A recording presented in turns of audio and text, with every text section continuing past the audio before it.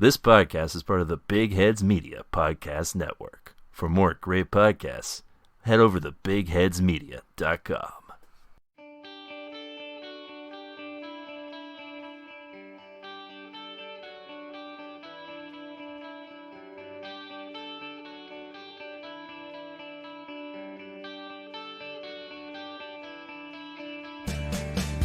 Hi there, folks, and welcome to the Gilmore, the Gilmerrier, a Gilmore Girls podcast brought to you by us over at TV Tuners. I'm your host, Swanson.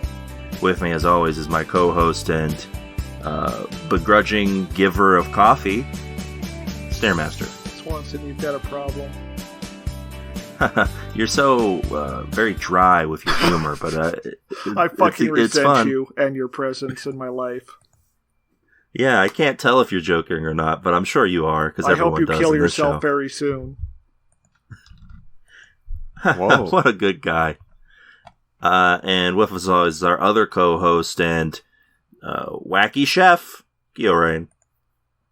Whoa, I'm knocking stuff over and starting fires and hurting myself. And others around you. You're a real hazard to both for yourself and others, yeah. Yeah, but I cook good. Allegedly. That's true. We can't know for sure.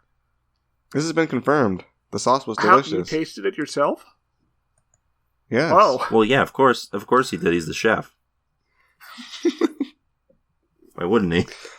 All right. It would be very bad behavior to not test your food before giving it to everybody. Yeah, you're supposed to taste it first before you serve it. You can't just make it and just hope it's going to be good. You have to, you give it a taste. Yeah. Daddy needs a taste. Yeah, need my taste. And sometimes I just eat the whole thing in the kitchen. Just, it's gone. Boy, hungry boy gotta eat. Boy gotta have his supper. That's true. That's what they say. That's what the most popular thing we've ever posted on Twitter says. Thing we posted, not thing we came up with. Important distinction to be made. It's true. There's a lot of things we post on Twitter. Not a lot of things we've created on Twitter. Yeah, just once in a while, the interns will just post something without credit and just get a bunch of likes on it. Yes. And that's just the way the Twitter ecosystem works. By the way, that's at TV Tuners on Twitter, if that's a thing you're into. So yeah, we're here. We're going to be talking about Gilmore Girls, the first 5 episodes. The first TV show made for women. It's true. Before this, the women had nothing to watch on TV. How sad. Yeah, they just had to... Thank you, feminism. They had to endure. You know who started Gilmore Girls, actually? Hillary Clinton. Crazy. Yeah, she played Lori Gilmore.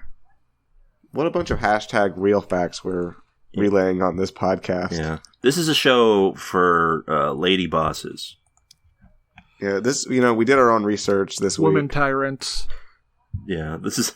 Ladies get it done when they watch Gilmore Girls. Mm-hmm. And it turns out, so do we. We're a couple we're not, to be fair, we're not Gilmore guys. That's a thing that's already been taken. We're, I think, Gilmore lads. I'm just a little guy. Please, don't give us a 1-star on iTunes. I'm just a little guy, I beg of you. Please think of the little guy. Won't you think of the little guy?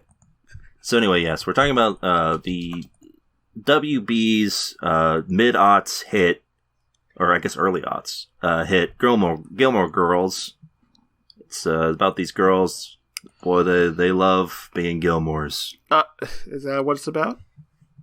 No, it's a mother and daughter, and they're just living life in a small town in Connecticut. There's a bunch of wacky characters in town. They get up to some shenanigans. Yeah, it seems like there's, I guess, mild shenanigans in this first episode that we watched. So this is a Buy Me a Coffee sponsored episode.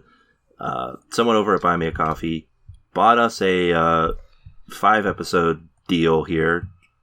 Dina from the Media Path podcast. I think she's one of the producers there. I'm not quite sure. Either way, thank you for your contributions, and I hope you enjoy. We are discussing Gilmore Girls, the classic. I guess at this point, maybe it actually is. It's been 21 years. Yeah, it's from since this pilot episode. My first take on an old classic from the viewpoint of three toxically male individuals. That's right. Yeah, that's the thing. We are talking about a show that is definitely not for us. I would say, although, I mean, we'll get into it. I think, but I see the appeal. I think there was an arm standoff on whether to watch this or not between the three of us. Well, you have girlfriends, so you were going to be forced to watch this eventually. That's just how life true. works. All women have seen this show, as we know. Mm-hmm. It's contractually obligated when you are a woman that you have to 100% of them are not only have seen the show, but they're all really into it too. Yeah, they all love it. Sort of a common experience. But if you ever wonder our bona fides on how frighteningly masculine we are, we did give The Boys back-to-back TV show of the year. Yeah, we did. So asking us to watch Gilmore Girls is quite an ask. But did we enjoy it? I guess we'll find out. So yes, thank you, Dina, for those Buy Me a Coffees. And if you have a request you want to make for future bonus episodes, you too can do that by going over to buymeacoffee.com/TV Tuners. And anything that you want us to talk about, usually it's a TV show or a movie, but hey, if you got a topic you think would be fun for us to just waste 45 to an hour on, then sure. Go ahead. Okay. Nothing bad. In my defense about my The Boys nomination there, part of the reason I enjoyed the second season was because of the storyline involving a mom and how it made me feel feelings. Oh, okay, you mean the so Nazi woman? True. Oh, wait, no, she wasn't. She was technically a mom. Yes. Not the biological mother, but the biological mother. What am I thinking? Yeah, we don't need to think here. It's TV Tuners. She was not Nazi mother. I don't know where that came from. No, the reason, of course, that Stare and I loved season 2 of The Boys was because of the AOC stand-in who turns into a villain. Oh, I loved it because of the boys. Oh yeah? Who's your favorite boy? Black Noir. Okay. Now, who's your favorite Gilmore? Rory. Okay. All right. So yes, we're talking about, for this first episode, of course, naturally, we're talking about the pilot of Gilmore Girls, titled Pilot. This came out in October 5th of 2000. Yeah, so essentially this is the 90s show. Yeah, I guess in a way this actually starts as a 90s show, although it would run for like 6 more seasons, so it firmly placed itself in the 2000s. So yeah, this takes place in the wonderful fake town of Stars Hollow, Connecticut. A little nook in the Connecticut area it's just a wacky, weird town, I guess. Why's it named that? Like, isn't a hollow like a geographic thing? I think you could just name your town whatever the fuck you want, though. Oh, okay. I don't think anyone questions what you name your town, right? There's no rules. God isn't real. Yeah. I'm gonna make a city. I'm gonna call it Crime City. Oh, that's no good. That's where all the criminals will go. Okay. Oh, see, that's what. Oh. See, it's a clever trap that way. Yeah, that's true. Or is Keo just going to be like, no prisons here? Do what you wish. No, there's gonna be a prison, but it's gonna be like a really hardcore, entertaining prison. Oh. It's a prison for people who don't commit crimes. Oh my god. Sick and twisted. Keo's a Joker now. You must commit a crime! To get out. Well, To Keo, the Yeah. crazy kind of string is the regular kind. And silly string is normal Yeah. to him. Yeah, it's true. A lot of people are saying this. yeah, that's why I can't sew. Yeah. According to Wikipedia, there are conflicting legends regarding how how Stars Hollow got its name. Although some within the town doubt the theory, the traditionally accepted legend involves two star-crossed lovers who seem destined never to be together until separate cosmological phenomena involving stars led them to each other at the spot where the town now exists. What is this? What are these cosmological phenomenons? Did they see the star of Bethlehem like Walker, Texas Ranger did? Yeah, probably something like that, right? Wow. Anyway, yeah, it was either that. Well, it's Connecticut. I was going to say it's a burning cross, but it's Connecticut. So. Well, it's yes. Well, in the 1700s. It was also the 1700s. So that I don't wasn't think really... they got the burning cross down yet. Yeah, they were still working on original racism. They hadn't invented the new flavors. Cool Ranch hadn't come out yet. So yeah, this is the pilot here. We get introduced to the town I thought Cool of Ranch Stars came Hollow. first. I thought, well, technically, if we want to get technical about Doritos, the original flavor was taco. No, I meant ranch in general. I thought. Well, yeah, but Cool Ranch is. Are you suggesting that Cool Ranch is the same as Ranch, Steinmaster? Because this is going to be a whole episode. Do you think that Cool Ranch is just ranch dressing on the chips, Stairmaster? Well, look, I think Cool Ranch. Well, look, when I saw Dilbert 3 and I got to the part where the lady's like, "Please don't kill me," and he's like, "Okay, if you can tell me what came first, Ranch or Cool Ranch," and she said Ranch and got shot in the face, I assumed, this must be some sort of Cool Ranch trivia fact. So I just inferred why that would be true, that Cool Ranch came first. So you're positing a world where the Lay's company invented a chip flavor called Cool Ranch, and then after that, they were like, "Man, we should make a sauce out of this." I assumed there was like a Cool Ranch dressing prior to Doritos. But so it's not even a Doritos trademark then. It's just they just had a sauce called the Cool Ranch, the dressing called the Cool Ranch, and they just said, "Oh, let's just put that on our chips." Well, yeah, but since it came first, it couldn't be named Cool Ranch because Ranch hadn't been invented yet. And I guess it would just become Cool Ranch after Ranch was invented in this world that I imagined. That's the thing, right? Because there's no way that you name something Cool Ranch and then you make something else later and you're like, that's just ranch. Yes, exactly. In this hypothetical timeline I constructed. It's essentially like being like, this is Cool Ranch over there, worst ranch. Mm-hmm. Yeah, I've finally done it. I've made a ranch that's simply just ranch. What? Brilliant. Put it in bottles. I've isolated the sauce from red sauce. All right, because to stop this in the bud right now, Doritos were sold nationwide by 1966. The nacho cheese version didn't emerge until 1972, but sales really picked up upon the intro of Cool Ranch in 1986. So what you're saying is Dilbert 3 was wrong, and that lady didn't deserve to die at all. That's right. Well, I don't think losing a trivia question is reason to die in the first place. Hey, she agreed to the challenge. You call it, friendo. I won't. So I guess if you agree to a death game, presumably at gunpoint, then you deserve to die if you lose the game. Well, yeah, you've agreed to it. That's how it works. That's why no one could ever prosecute Anton Chigurh. Yes. That's what that movie was about. That's right. So yes, Gilmore Girls is what we're talking about this week.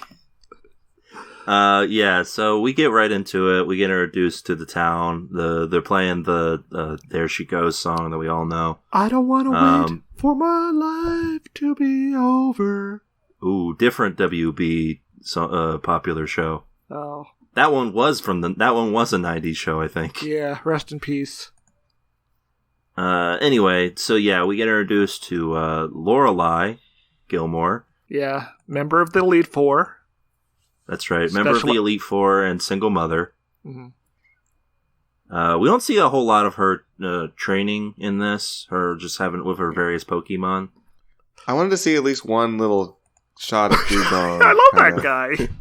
Yeah, well, there is a little cameo in the kitchen. You just gotta you gotta look for him. He's sort of like peeking out in the corner. I feel like if Pokemon existed, the writers would talk about Cloyster a lot. on this show. They would love, they would, the cloister monologues. Well, I mean, because it looks like a pussy. That guy. Stare, I feel like The Sopranos is rotting your brain. You said that in the most... You're at the club with the Sopranos crew. Oh, no. Oh, what can I say? He looks like a pussy. Hey, Toad, look at this oyster looks like a pussy. And it's got spikes. What's up with that? It's shooting a fucking ice beam. Yeah, I can see the lads at the Bada Bing talking about which Pokemon they'd have Tone, sex with. its head is like the clitoris. What the fuck is that? What are you talking about? Never heard that in my life. So yes, she's hanging out. She is begging for coffee from the coffee merchant. His name is, I don't know if they actually say his name in this episode, but his name is Luke. Yeah, he's a main character on the show. Whoa. Yeah, very important guy. So yeah, this is the diner that they're at is called Luke's, hence why he runs it. Later it would be renamed to Cetriello's. Yeah. Yes, that's right. So she's waiting for someone and a creepy guy is like around. I do appreciate that this is not like your stereotypical creepy guy. This is just a guy being like overly overly enthusiastic with his decisions to hit on people. Yeah. Like what? This is not just like a guy being like, "Let me sniff your hair, miss," I still think, and then getting like told off. Yeah, I was still expecting this guy to face like violent retribution for his hubris instead of just being slightly humiliated. Yeah. Like Kenshiro would just blow him up. Yeah, it's true. And then all of the ladies in the audience would clap because they too have experienced this. If you do not respect women, you do not deserve to live. So yes, they he also hits on Rory when she comes in. She's like, "Hey, that's my daughter. She's 16." He's like, "Oh, never mind. I'm creepy, but I'm not that creepy." And he just slides out of frame very slowly. Yeah, and that's I'm assuming the last we ever see of this man. He's gonna be a series mainstay and nemesis. Yeah, nemesis. Uh-oh. How he dare comes they back. Reject me? I'm perfect. Why would she tell me her age? Unacceptable. Interesting. Well, listen, if this were made now, it probably would be what happens, but... 16, that's too old for me. Yeah. Have you heard of Little St. James? I feel like Laurie's dad has probably been on Little St. James. That's probably where he is now. Oh. That's why he got all that money for this upstart that he's apparently doing in California. So yes, the two of them have, so the Gilmore Girls, let's take a little, we've done a couple side rejoinders already, so let's do another one here. How familiar are you guys with this at all? Like, what have you heard of? How much of this show have you heard about prior to watching this episode? Literally listened to the Chapo Trap House side podcast where they talked about Gilmore Girls for an entire episode and retained none of that information. So I just went into this blind. All I know is someone gets murdered later on. Oh, I did not know that. All I knew about this program is that there was a show called The Gilmore Girls. Yeah, I thought it was that show with Betty White and her friends. This is the Golden Girls, yeah. The Golden Girls, yes. Very similar. Yeah, I thought they were related in some way in my head as well. No, those are completely different shows. No, I wish Gilmore we were watching, Girls. I wish we were watching Golden Girls instead.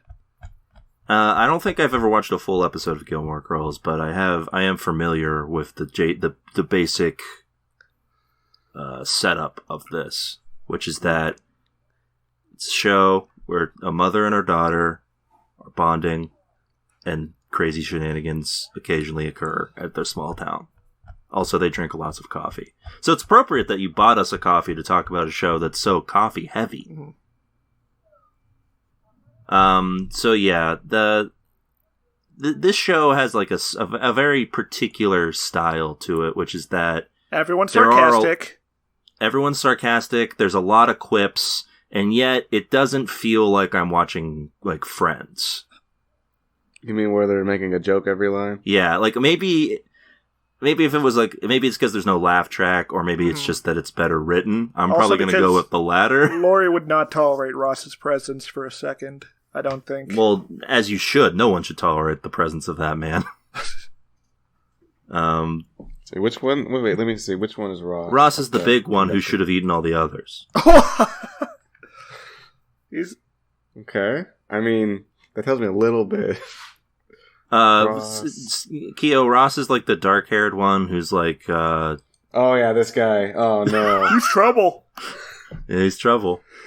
Yeah, if he was at my front door trying to come inside, I would not let him in. You see him walking around, you lock your door.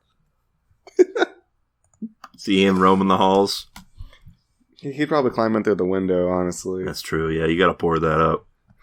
You have to get a broom to ward him off. No. To be fair, all of the men on Friends are awful, and I wouldn't want to be around any of them. Including Tinkabat. That's right. Yeah, okay. Imagine this, Swanson. All right. You ready for a really terrifying story here? Okay, yeah. Should we, like... Is this like a terrifying story to tell around, like, the campfire? Should we, like, trigger warning this for being very spooky? Yeah. You know, it's not a story, but it's a scenario. Oh, okay. All right, so well, trigger warning here for like deeply mentally disturbing concepts here. All right, so Swanson, it's 1:00 at night. Ooh, spooky time. You're ready to go downstairs because you woke up and you need something to drink out of the refrigerator. Okay, does happen quite a bit. Yeah, so you head down there. And standing in front of your refrigerator are the male characters from Friends. Oh, jeez. Who talks first? Well, here's the problem. They don't talk yet. Oh, yeah, you no. just see an ominous humming coming from Well, that's actually scarier because they talk so incessantly on the show that for them to be quiet is actually more frightening. Yeah, so here's what happens next once. And so you brush it off. You're just like, all right, whatever. Why? Why would he do this? So you head over to the refrigerator to grab your drink, and Ross shoves you aside. Like he's just... They're not permitting you to access the refrigerator. Yeah, like he still says nothing? Yeah, he's completely silent. Okay. So... you're like, all right, maybe a second time they'll let me. You walk over, and they're not letting you to the refrigerator, Swanson. You're not permitted. Yeah. You finally speak up in protest, and then they make a quip back at you, and there's a laugh track. Oh no, that's no good. Yeah, that's the whole scenario. A terrifying story, Kyorain. But yeah, there's oldest time. A terrifying tale, one that many of us have encountered. Did it really happen? Okay, I'm gonna make it even worse. So you give up. You figure you're just gonna sleep this off, and you go to the bed. You go back to bed, and they're in your bed.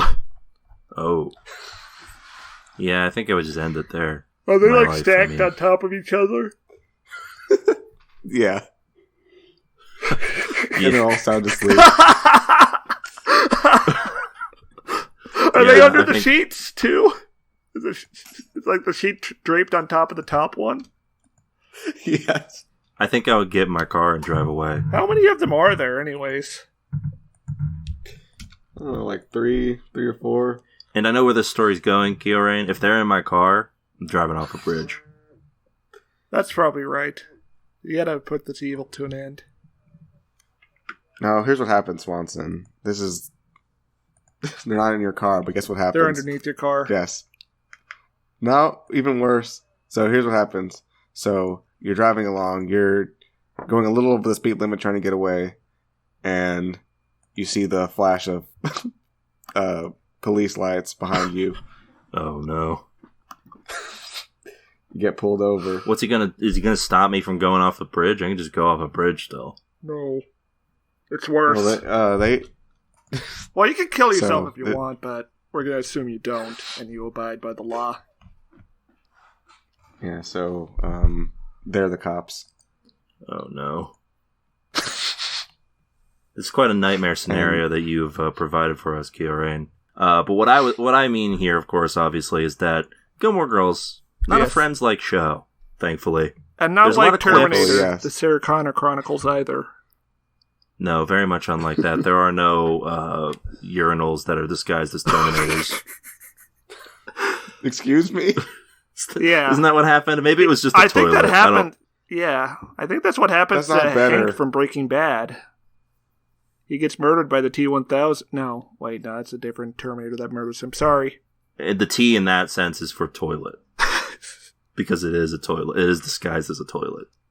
That's not good. That's the dirtiest trick in the book. It's true, yeah. I mean, literally the dirtiest trick in the book, yeah. Very good show, though, I will say. Second season kind of dragged in the middle. Oh, tune in? Tune in. See, you tune in and you listen. You expect to have a consensus on the first episode of Gilmore Girls, but what you get also is whether or not the Sarah Connor Chronicles is good, and that's the quality content you get here. You know. Anyway, that show's got a woman in the title, so there you go. It's true. Yeah. Yeah. What I mean here is that the quips are. At worst, tolerable. So there's definitely not like this would definitely be a worse show if there was just a laugh track, right? Because it would just be nonstop. The show would not work. Oh, I would have given up on it. Like because I feel like the laughter would be unceasing. There's not like these people are wall to wall jokes for most of this show. There are scant moments, but that is it. There's nothing but jokes. How do these people even communicate their feelings and desires with all their through meetings? Jokes, evidently. Yeah, they do it sarcastically. Yeah. So we get introduced to Lorelai's whole deal. She runs an inn. Yes. With a snooty French man who works at the front desk, which means she's impossibly rich, and has amassed wealth we ourselves will never know. I mean, it's just a small inn. I don't know if she's I mean, she is also rich, as we learn. But I would have watched the whole show if it was just about this French man. Yeah, this French man really captured your attention. Yeah, every time he was on screen, I was like at full attention, just like hooting and hollering. Yeah, every time he showed up, you just woo, my man. If there was a live studio audience, I would have been there, and I would have been screaming to the point where they asked me to leave. Mm. Yeah, this French guy seems like the voice of reason. For the show. This French guy to me is the Jeffrey of this sort of ensemble. And he probably knows karate too. I think that'll probably be a future prop point. I hope he's not the one who gets murdered. That'd be very bad. Mm. What about the sassy harp player who's played by Lois Griffin? Wow. Yeah, I think they should have had her be played by Ida Totoro. Yeah. Janice's actor from The Sopranos. Oh, okay. Why do you think that? Had that plot even happened yet in The Sopranos? Season 2 came out in 2000, so yeah. I think season 2 and season 1 of The Sopranos were only like 9 months apart. It was ridiculously fast. Yeah, so this French guy, great character, just always, he just knows the right thing to say for the wrong moments. Yes. And that's the type of character I can get behind. He's sort of like Christopher. One of the few lines. Oh, from The Sopranos. Yeah, do elaborate. He says stuff at the wrong time. I was thinking, though, he had one of the few lines I actually remember from the program where he was like saying he's not going to answer the phone because people are being really stupid today. It's true, yeah. We do also get introduced to Melissa McCarthy is in this show. This is sort of her breakout role. Before the dark days. That's right, yeah. As Sookie, she's the chef. And listen, she's apparently a good chef, but she might run what is the most haphazard kitchen I've seen in my life. She's a good cook. She's a terrible chef. Yeah. If Gordon Ramsay were here, he would not be pleased with what he's saying. Yeah. Instead of kitchen disasters, this would be kitchen fatalities. Yeah. This would be on an episode of Surviving Edged Kitchen Utensils. You go into the kitchen and there's like a Satanist meeting going on. You see like tonight on Fox, and it's Sheriff John Burnell standing in the kitchen. You might not believe this is one of the most dangerous workplaces in America. You would be wrong. And it cuts to Melissa McCarthy hitting someone in the head with a frying pan by mistake. I'm just imagining there's an episode where Gordon Ramsay goes to the inn and he tries it out and he's just like, "What the fuck are you doing?" I can see him bringing a loaded gun to the kitchen. Yes, he would go Terminator on them. No, I don't think he would actually fire the gun. He would just say that this gun is safer than this kitchen is. I went and I purchased a firearm because I live in America. And now I'm waving it around in this kitchen, live on TV. And I'll tell you what. This kitchen is safer with me with this gun than with her in charge. Yeah, and it would probably get huge ratings, too. To the point where he would have to bring her back begrudgingly. Oh, well, I don't... I feel like people would be in it for the gun, not her. Ratings-wise, I think. Like, obviously, she is part of the... He wouldn't have brought the gun if it wasn't for her. I know, like, but he's not people just want going to to see a the random... gun, not her. Yeah, but the gun was only to prove a point. Yeah, they'll just be like, Anthony Bourdain, please hold up more kitchens at gunpoint for our amusement. Kitchen hostage survival. Only available at Caliber Press Inc. Yeah, they have 24 hours to fix the operation or someone will be shot. I would watch... You know what? I think Stare's on to something because I would watch that. Of course you'd watch it, but you... It wouldn't be on TV for long before. But it's just a cooking contest. Before you are an assortment of ingredients, 11 herbs and spices, and trout. Make me the chicken Today, sandwich. You must prepare a dish with the main ingredient being turnips. If you wish to live, you will learn to appreciate all the elements of the food pyramid and construct one meal containing them all. Cook or die, it's your choice. Saw Chef, I would watch that. Yeah, you would just watch like a death game on TV, Swanson. Yes. Good evening, chefs. Today, your main ingredient is lavender. Best wishes. Tonight, one of you will die. Perhaps all of you. Yeah, there's a good chance that nobody on the entire show survives. It's harsh but fair, Keo.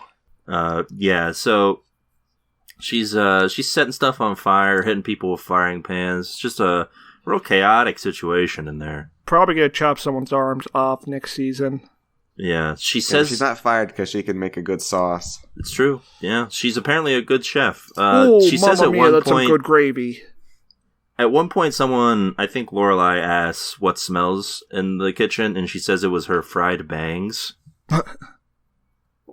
Or she had burned her bangs at some point, so that's something.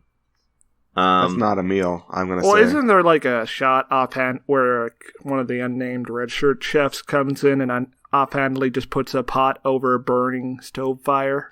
Yes. That's after the scene where they celebrate Rory going to Chilton, she throws a cloth onto the stove and it just catches on fire. And nonchalantly, one of the other cooks just puts a pan over it. And... He doesn't even bother to like reprimand her. He just like it's pointless. She'll never learn. I think there's going to be a mutiny soon. This is what my life is working here. I mean, there should be a mutiny, yes. I think she's the one who's going to get murdered by her underlings.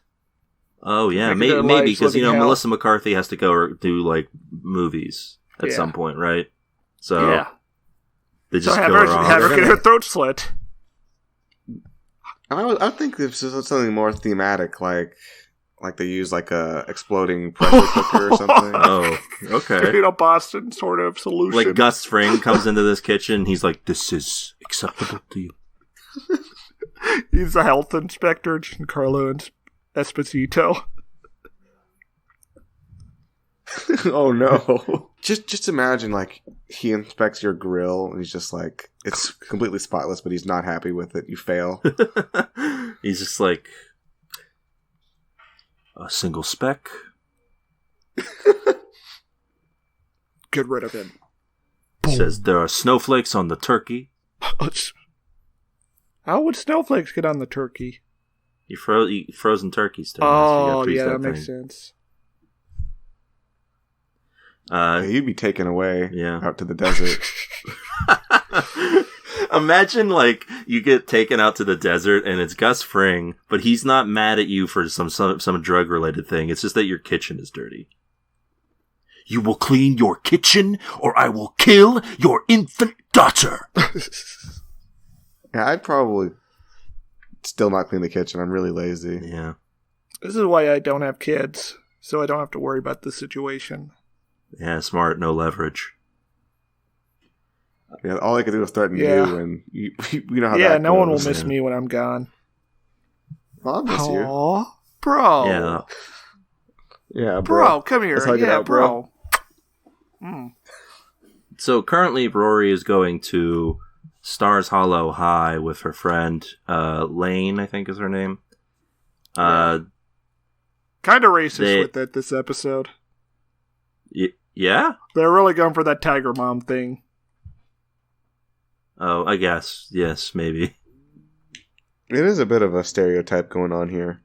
Yeah. And yeah, so they have a whole thing here. She gets accepted to a private school, Chilton, because this is a real upper middle class problem to have. Which is that eventually Lorelai finds out that she cannot pay the tuition for this school, and is devastated. We've all been there, folks. Listen, who among us hasn't had a child who wanted to go to a private school, so you got him in, and now... Yeah, well, she wants to go into Harvard, come on. Yeah, just regular scenarios for everyday people.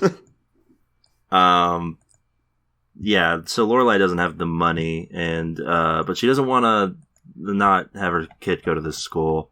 Classic scenario where we all get to pick what schools our kids go to. So she gets a gun. That's right. She gets a gun and she visits her family. And the gun is for some reason is never brought up again. It's true. Throughout the event. We just see her purchasing a gun, and she hands it to Gordon Ramsay. Huh? Crazy. Interesting. Wild. She says something about the serial numbers being filed off. Wonder what that could mean. Imagine they do bring Gordon Ramsay in for like a scene involving a gun. He doesn't appear again.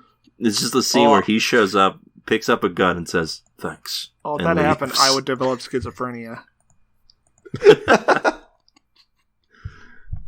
So yes, they. I think right here is where this episode. I don't know. It's hard to say it got me, but I was like, "Oh, okay. I guess there's something going on here at least." Which is when she meets her parents, because this is like the only moment in the show where there is no real rapid fire dialogue going on. It's sort of like the operating room in MASH. Yeah. Yeah, I mean, the parents who are not quite stellar is a hashtag relatable to, I think, pretty much everybody, right? Yeah. Even if, like, the class is way higher. Yeah, I mean, I don't have a rich dad, but I could imagine it, and it would be just like that. Just sitting there reading a newspaper. Barely paying attention to anything you say. Yeah. Occasionally telling you to move the cars. Correctly assuming that you're there for money. Yes. Yeah, the main thrust of this parental ire, I suppose, is between Lorelai and her mother. They seem to have a very healthy relationship from what I can gather, because in the conversation that they have, it is like 3 lines of dialogue each. Which for this show is nothing. So we also get, I think it's somewhere around here, there's a gag here that we learned that both of them are actually named Lorelai. Classic gag here, of course. The mom and the daughter, or the mom and the mom? The mom is named, not the mom, the actual mom, the one that we know, is named Lorelai, and then she named her daughter Lorelai, but she goes by Rory. Why didn't she name her Lorelai Jr.? Because that's for boys. Yeah, can't do that, man. So she's named her Lorelai. Oh, yeah, we live in a society, Stairmaster. I didn't know that. No, yeah, it's only for men there. Yeah. When have you ever seen a female junior? You're right. I have never. Never. Oh, okay. So this is like Lorelai the Second, then. No, they don't do that either. Sorry. Why not? Fuck. That's bullshit. Yeah. Stare, you know, they call it patriarchy. Today on the podcast, Stairmaster finds another reason to dismantle the patriarchy. I'm tired of men. Yeah. I'm fed up. This is what this podcast was all about. I'm mad as hell, and I'm not going to take it anymore. Let women name their children Junior. And give them a urinal in the bathroom as well. That's right. Yeah. They'll use it. They should have freedom, the choice. They'll at least look at it. Well, they'll definitely look at it. And give them a urinal and a bathroom, and please, please, please make sure it's not a Terminator. Oh, yeah, that too. How do you verify this? Get a very powerful magnet. Oh, yeah, there you go. No, yeah, magnets, how they work. So yeah, they have a very lukewarm relationship, to say the least. Her father correctly guesses that she's here for money. She explains that it is for Rory's school. So her mom concocts a very, very healthy idea, which is that she will force them to come to dinner and communicate with her. Basically, is this a form of extortion? Is that a fair term for this? Yes. Yeah, I would say so, but it's because they're rich, they get away with it. Yeah. Dang. Yeah, she essentially extorts her by being like, "You will come to dinner every week, and also you're gonna like call me and tell me how it's going, because I want to know what your life is like." So that seems very good, very healthy, very, very loving relationship here. So she agrees to it on the condition that she doesn't want her daughter to know that she's asking for this money. A real ladies can have pride too, dude moment for a lot of the guys watching, I imagine. Oh, so she's sort of like Vegeta. In a way, Lorelai is the Vegeta of this show. Yeah, at this moment, I was like, unbelievable. I threw down my Coors Light in disgust. You tell me women could be just like me? Exactly. Yeah. That's right. Wait, she's a junior? Throws down a bottle of Coors Light. That's for men! They took this from me. They massacred all boys. Good. So yeah, Rory meets a cute guy at high school. This was probably the weakest part of this for me, mainly because it feels like a very weird logical jump. I don't know. Listen, I've never been a teenage girl, but I'm not sure if one interaction with like a very cute guy is enough for you to be like, yeah, you know like what? A total dreamboat, though. This is like some real I guess that is true. tier hunk. This guy, by the way, one of the brothers from Supernatural, a few years earlier. So how about that? Something to think about. Yeah, I thought about it. I don't know what that is. Also, okay, no, I had to check and make sure because I knew one of the brothers was him. This is the new Walker. Oh wow, my god! Yeah. lattices of coincidence. This guy, former episode of our main show, Walker, the 2021 version. This is his name's Jared Padalecki. I would not be surprised if Chuck Norris also had a cameo on the show. Yeah, like him and Lorelai go on a date. That would be fun. Yeah, I feel like Yeah, I'm they're sorry, very different Lorelai. types. I have to leave you to go save America from the Cubans. Yeah, like a creepy guy goes up to her and he roundhouse kicks him. Yes, that's how this. Yeah. That's Well, this guy in the show is a self-proclaimed not creep. That means he's a creep, right? I guess he Wait. says he's not a creep, but then also reveals that he does watch Rory every day. So yeah, but he Yeah. watches her read, so clearly he's interested in her personality. I guess that's one way of thinking about it. Sure. He opens with saying that she's not bad to look at, though. He makes sure to make that very clear. Yeah, that she is in fact that her appearance is in fact something he cares about very much. But yeah, so this I guess maybe this makes a little bit of sense. I don't know. Maybe I'm just being a little too nitpicky about it. So this hot new guy shows up and she's like, yeah, maybe I don't want to go to this private school where I don't know anybody. And Lorelai is like, what the fuck? That's not cool to just suddenly change your mind. And they have a whole fight about this. I like the little bit here where they have their argument. They leave. For one thing, they leave and she leaves before paying, and then has to rush back in and pay. And they both play the same song at different times. That's a fun little touch there. Well, the song is playing in one room, and then it cuts. There's no song, and it plays, and it's just the same song. That's fun. They're the same person, is what we're getting at with this show. Identical. Same name, same person. Identical. Time is a flat circle. That is the theme of Gilmore Girls. Yeah. We also didn't talk about my favorite actual gag in this show, which is when they go to when Rory goes to her friend Lane's antique shop, and they're looking for her mother, and she says that she's by the chairs, and they go, and there's just a room full of chairs where she is not at. That was a fun gag. Anyway, so yeah, the Rory and Lorelai eventually meet the grandparents. The father is amazed that Rory is tall, so very tall. And yeah, they have a very awkward dinner. Rory's dad is brought up. That doesn't end well. There's an argument in the kitchen where Rory overhears that they're paying for her schooling. Yeah, brought up in like a moderately passive-aggressive way. Yeah, just like he's doing really well, huh? How about you with your motel? Is that what that thing you run is? No respect.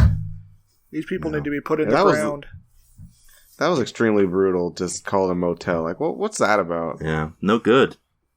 That's low-key abuse right there. I don't think these old people have worked a day in their lives. No, this guy works in insurance in some way, and he sounds like a scumbag. And he's probably a member of the Trilateral Commission at some point. Yeah, that's probably a future plot point. Maybe he's the one who gets killed. That'd be insane. So yeah, the conversation doesn't go well, but they grin and bear it through dinner. So then Rory suggests they buy a coffee. Wow, this show is really appealing to us directly. True. What a fun activity that anyone listening to this podcast could do. Yeah, especially for the podcast. So this scene at the end here, this gag, I guess, it was kind of weird because so they're getting their coffee or whatever, they're hanging out, and then the titular Luke of Luke's Diner comes in, and he looks like a completely different actor. I was very confused for a second. No, we've just been aged 1,000 years by the events of this episode. Evidently, because all he says about the incident, about why he looks completely different, he's in a suit. Normally he's just wearing like everyday clothes and like a baseball cap. No baseball cap, just in a suit. He said he had to go to the bank. Oh. It looks like they just hired a different actor all of a sudden, but it is the same guy apparently. And they're just like, huh, wow, who knew that guy could look like a completely different person? And then they have their little, mother dollar moment, and that's the end of the episode.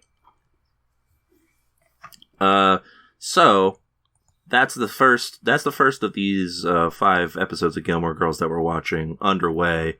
So I gotta ask you guys real quick before we decide, I guess, whether or not we're tuning in. There are a lot of jokes. Did any of them stand out? Was the show funny? It was amusing by the standards of 2000s cable television. Yeah, it was amusing, but my laugh count was sadly at a 0 here. Yeah, I don't know if there was any moment where I actually laughed, but I was entertained, I guess. That is true. There's no denying that even if I'm not on the wavelength of this show, I 100% see why people enjoy it. I don't think it's aged well. I think television has moved on. I mean, I would hope after 20 years. Yeah. But yeah, I see that. I see the appeal of this. I would not be opposed to watching 4 more episodes, let's just say offhand. Oh, no. Please, spare us. I beg of you. Oh, you don't want to watch 4 more episodes? No. Kieran, would you be amenable to watching 4 more episodes if someone had already paid us for them? Between choosing to like just say like, oh, thanks for the money, but no, and saying, oh, I'll honor this request, I think I'll probably stick with watching some more of the program. You gotta do it. Listen, yeah. Big dog's gotta hunt. Yeah, I'm gonna give this a light tune in. I would say if this seems like it's in your wheelhouse and you haven't watched it yet for some reason, yeah, go ahead. Give it a go. I will say... also, yeah. Laurie's dad needs to be brought forth before a military tribunal. Yes, indictments 100%. are coming. Also, this is just the pilot. There's like a whole ass show after this, so there's always the chance that it actually gets better. Pilots are notoriously hard to pull off. Yes. Which is why we always judge a show by the pilot. That's true. You could say that's a flaw in the system. I say, no. True. Keo, what's your final take on this first episode? Yeah, it was a lot better than I was expecting, honestly. Yeah, it's a pleasant surprise, I think, is the best way to put it. Mm-hmm.